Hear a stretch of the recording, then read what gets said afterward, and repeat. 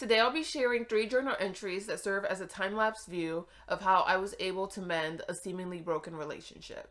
But before I share the entries, I would like to introduce myself. My name is Janelle's. I created this YouTube channel to share my personal journey towards trauma healing in a completely transparent way. It is my goal with this channel to enable myself and others to live a life filled with joy, trust, and fulfillment. If you would like to join me on this journey, please subscribe to my channel.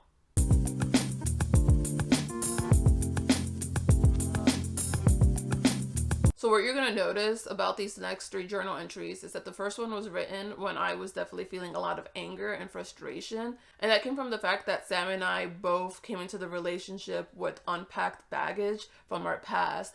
And it was to the point that all the suppressed stuff that we had, we just couldn't hold it in any longer. So we're both ticking time bombs that exploded around the same amount of time. But before I read this first journal entry, I would like to point out that it definitely doesn't paint Sam in the most positive light, but my goal in writing this journal entry was to vent. So it was just to air out the grievances and frustrations that I had. So it's definitely a one-sided perspective of what was going on. But the frustration and anger in the voice have to do with what I've already explained, and I'll further explain at the end of this video. So just when I read this, I don't want you guys to think, oh my gosh, he sucks. He really doesn't. It's just we were going through normal relationship problems, and I was really frustrated when I wrote this. So with that said, I'll share the first journal entry. And the first journal entry is titled, "If You Love Me, Let Me Go." Don't tell me you're interested in fixing the problems of our relationship when you constantly choose to self-soothe rather than face the discomfort brought out by our talks head on. We'd rather exist in a world where we both have an equal amount of things to work on, rather than taking full accountability and ownership of your contributions to our relationship's demise. Well, I'm done. I'm past the point of talking. They are never as productive as they can be because you stonewall whenever you feel insecure. You may not be confident in who you are as a person, but I don't experience that problem, and I refuse to allow you to try to convince me of what the intent behind my words/tone of voice are any longer. I used to be open to taking into consideration things you thought I should work on within myself. I naively believed at the time you only brought them up because you genuinely thought those items were areas of myself you believe would benefit me to grow in. However, it's become clear to me you only do this as a form of deflection and to preserve whatever image you have of yourself in your mind.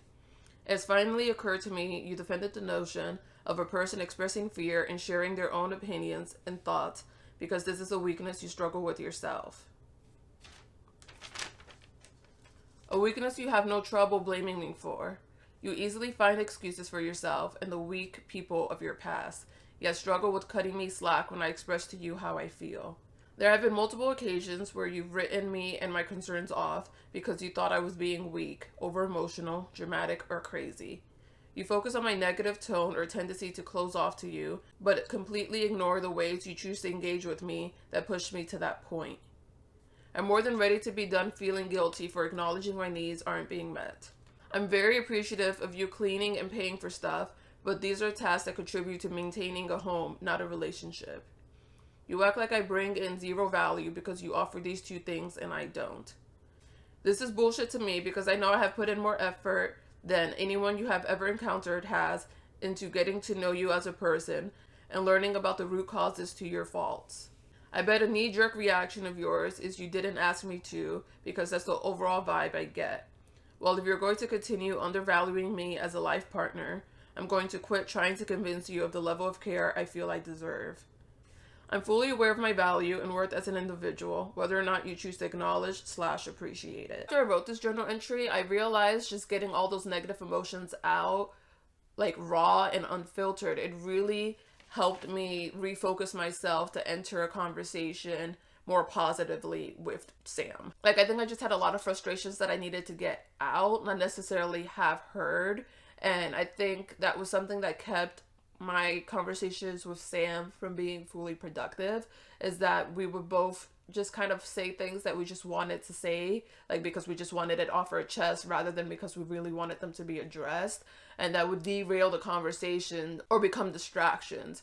So something that I've learned that helps us with our relationship is for me to journal ahead of time, just to get those things out the way, so like that I'm not bringing them up if they don't need to be brought up. And another source of our miscommunication was also me misunderstanding the intent behind some of his words. Like, he would make it a point, especially towards our later conversations, to really emphasize that outside of the specific issue that we were talking about, that he was really happy with our relationship and he was really happy about the family that we're starting. And I would take that to mean, like, I'm happy, what's wrong with you? But that wasn't his intention at all. Like, he was just letting me know that even though we have things to work on, he's really happy and excited to be with me, and he just feels really blessed to have me in his life.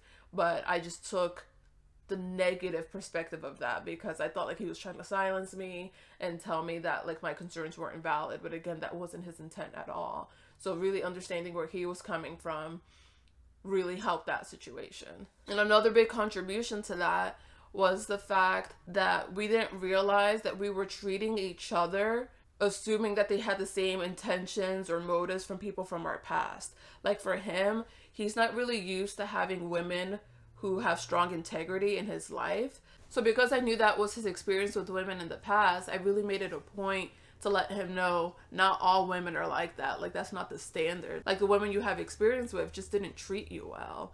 And you just didn't have the self-esteem or confidence to recognize it. And also, you probably contributed in XYZ or whatever. Like, we talked through different things of his past the same way we talked through different things of my past.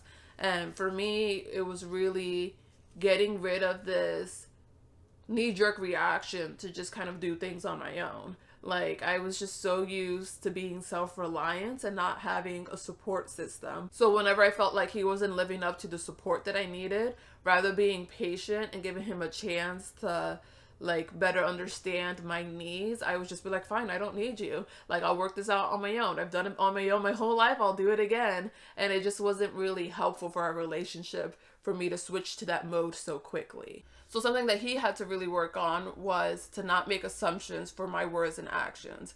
Like, if he was unsure, to ask and make sure that he understood where I was coming from and giving me a chance to further explain myself rather than making up his mind on what he thought I was trying to say. And then I had to work on something a little bit different. Like, I was used to having people in my past that were very dismissive of me as a person. Like, dismissive of my concerns, my emotions, my thoughts, just me in general.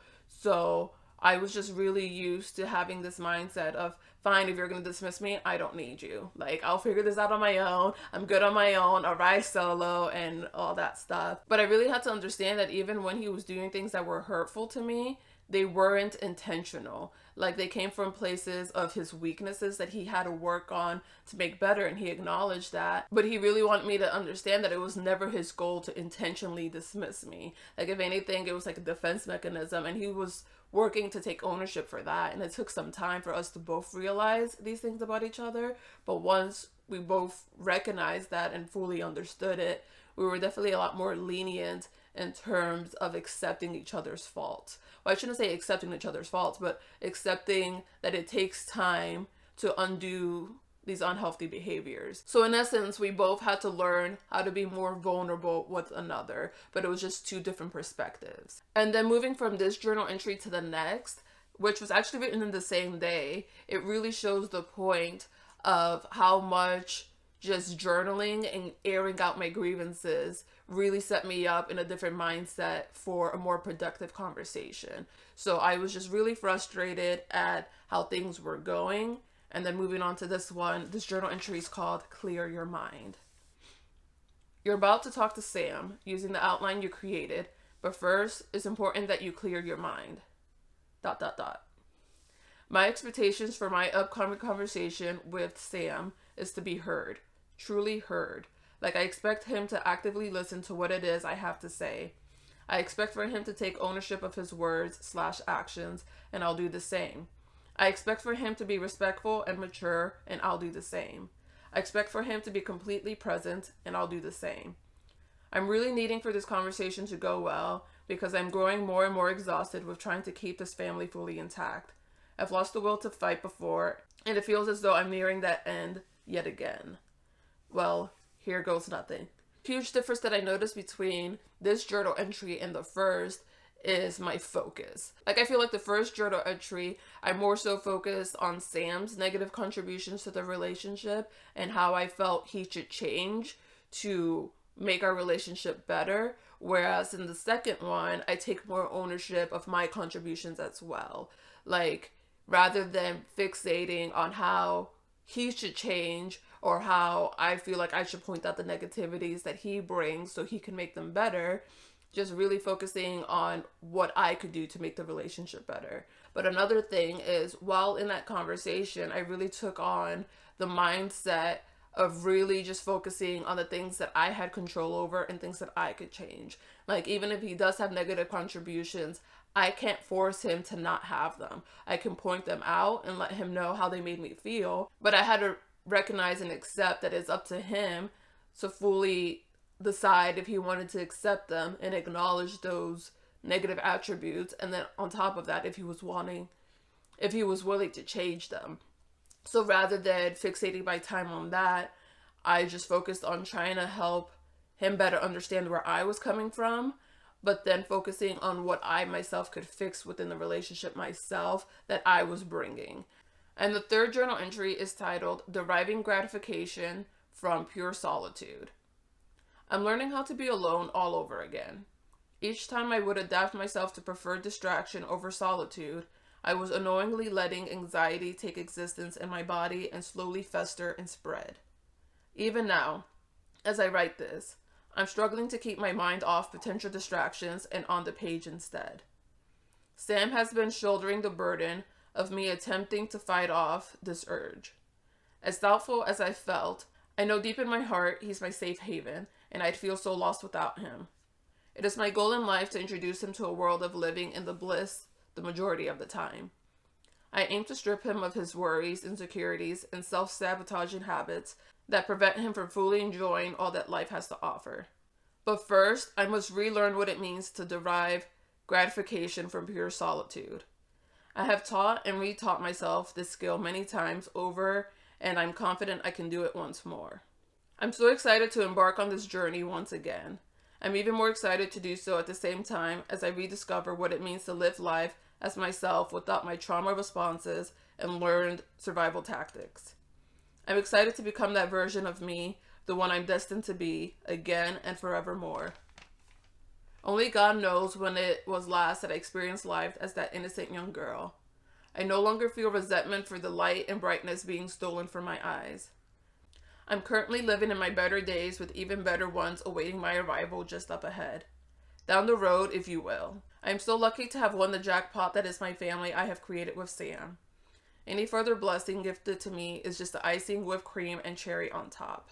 Sam and I are in a very good place. Therapy has definitely been helping both of us. And the more that we both learn to be mindful and present, the less we notice our knee-jerk defense mechanisms coming out. Like, we're able to catch ourselves in those moments and just take ownership for our contributions, both positive and negative. Like, there were many things we'd point out to one another that we felt justified in doing so because we thought they were valid and correct, which they were, but sometimes they were just very unnecessary and unkind as well. So once we really saw each conversation as a goal to better understand each other and to make our partnership stronger, that really helped things a lot. To see each other as life partners rather than someone we were having a disagreement with. Because by seeing each other in this way, it really gave us the common goal to really work on to make our relationship better rather than getting distracted by frustrations that we might feel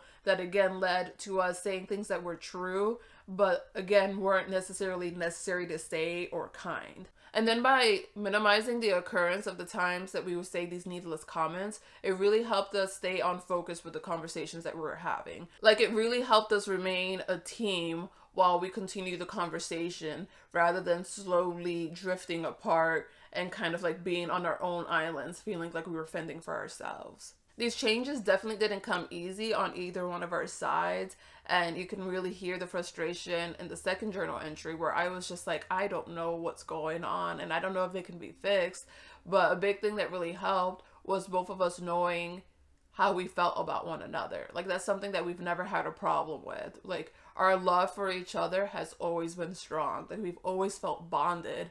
It was just, we both knew there was just something off. And a big part of that, like I said, was we were both two broken people trying to fix one another rather than each one of us working on ourselves to be our best selves so we could be better for each other. And another thing is we've both learned to be more patient and accepting of one another and really recognizing, even though we may have a frustration with the other person, whether or not that frustration warrants a discussion. Like, basically, is it worth the argument? Like, there's certain bad habits that he has that annoy me, but are definitely not deal breakers to me. And there are things that I do that he feels the same way about. So I've learned, instead of like trying to have a conversation each time I feel annoyed or frustrated, sometimes it's better to just let some things go and just accept this is a part of the package of being with him. And again, they're just like small minor annoyances that everyone has.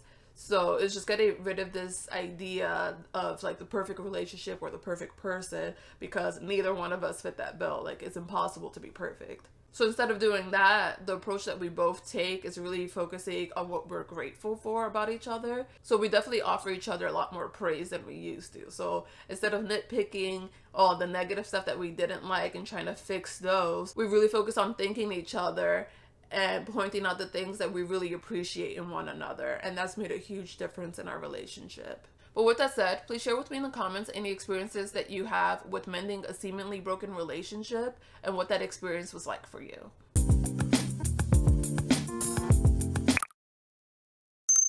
Thank you so much for watching my video. If you would like to further support my content, please go to patreon.com/yourfriendjanellis to become a member of my Patreon. As you may know, Patreon is a way for fans to support the content that they love on a monthly basis. Members of my Patreon enjoy the exclusive benefits of a chat community, live streams, and guaranteed access to me via direct messaging. By supporting my Patreon, you're allowing me to dedicate the time and effort necessary to create, edit, and upload new videos on a weekly basis. Thank you so much for your support, and I appreciate you all.